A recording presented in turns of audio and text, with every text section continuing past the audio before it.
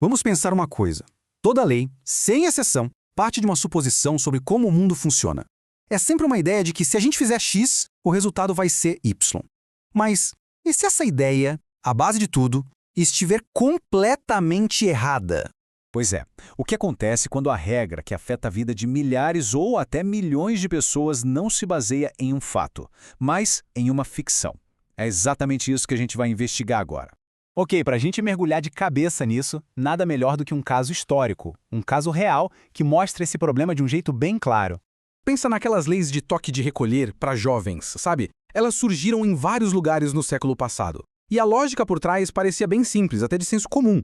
Se os jovens ficam na rua à noite, sem supervisão, isso deve gerar mais bagunça, mais crime. Faz sentido, não faz?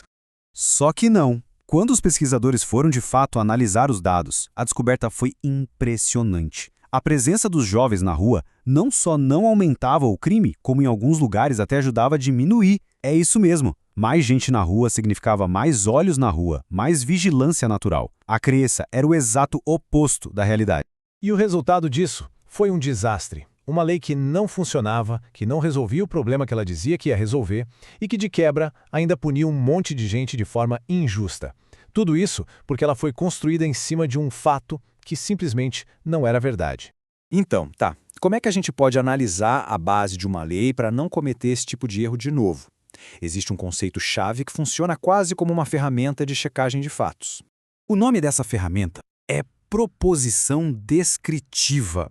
O nome pode parecer meio técnico, mas a ideia é super simples. É uma frase que descreve a realidade.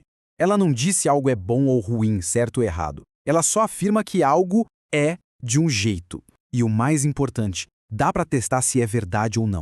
Quer ver um exemplo da ciência? Bem fácil. A afirmação de que o ouro derrete a uma temperatura específica é uma proposição descritiva. É uma alegação sobre um fato. A gente pode ir no laboratório, esquentar o ouro e medir a temperatura para ver se a afirmação é verdadeira. Simples assim. E o mesmo vale para fatos sociais. Uma frase como "a população do Brasil é de X milhões" também é uma proposição descritiva. A gente pode checar os dados do censo e confirmar se essa afirmação bate com a realidade ou não.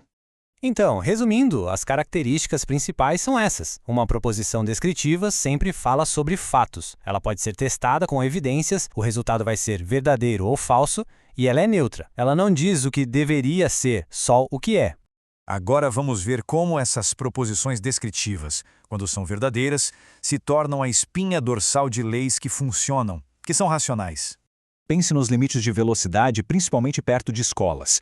Por que aquele número específico, 60 km por hora? Não é um valor tirado do nada. Ele se baseia numa proposição descritiva muito clara que vem da física. E este gráfico aqui mata a charada. A proposição factual é: a distância que um carro precisa para frear aumenta de forma brutal com a velocidade. Olha só, a 60 por hora um carro leva 18 metros para parar. A 80 são 32 metros, quase o dobro. A lei é racional porque o fato por trás dela é inegável. Outro exemplo clássico, a idade mínima para poder comprar bebida alcoólica. Essa lei também nasce de uma proposição descritiva, mas, dessa vez, a base vem da biologia e do desenvolvimento humano. A proposição é a seguinte: o cérebro humano, principalmente a parte que cuida do julgamento e do autocontrole, o córtex pré-frontal, só termina de se desenvolver lá pelos 25 anos de idade. Como esse fato da neurociência é verdadeiro, a lei que restringe o acesso ao álcool para quem é mais novo tem uma base racional bem sólida. Agora, para fazer o contraste, vamos olhar o fracasso espetacular da lei seca lá nos Estados Unidos. A suposição era que o álcool era a causa número 1 de todos os problemas sociais. Só que a realidade era muito mais complexa. A lei ignorou fatos essenciais sobre pobreza, sobre comportamento humano e o resultado foi uma explosão do crime organizado. A lei deu o efeito contrário porque a sua proposição descritiva era simplista demais, era imprecisa. Então, um ponto crucial aqui é que esses fatos por trás das leis podem ter níveis de complexidade bem diferentes. Existem os fatos simples, que são fáceis de checar, como a idade de alguém. Mas também existem as correlações, tipo a relação entre o nível de estudo e a renda. E existem também padrões estatísticos bem complexos. Todas são proposições descritivas, mas cada uma exige um nível diferente de análise para a gente conseguir comprovar. E assim, a gente chega no ponto central. Juntando todas essas peças, a gente tem um jeito poderoso de entender o que faz uma lei ser legítima e, principalmente, eficaz. Então, o que fica de tudo isso? Em resumo, toda lei boa precisa de uma base factual sólida. Essa base é a sua proposição descritiva.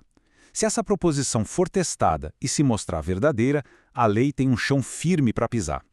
Agora, se ela for falsa, a lei já nasce com tudo para dar errado, para ser irracional e até prejudicial.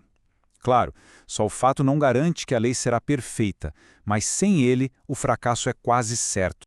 É uma ideia simples, mas muito poderosa. Essa frase resume a essência de tudo. A qualidade, a justiça e a eficácia de uma lei dependem diretamente da verdade dos fatos que estão ali, sustentando tudo.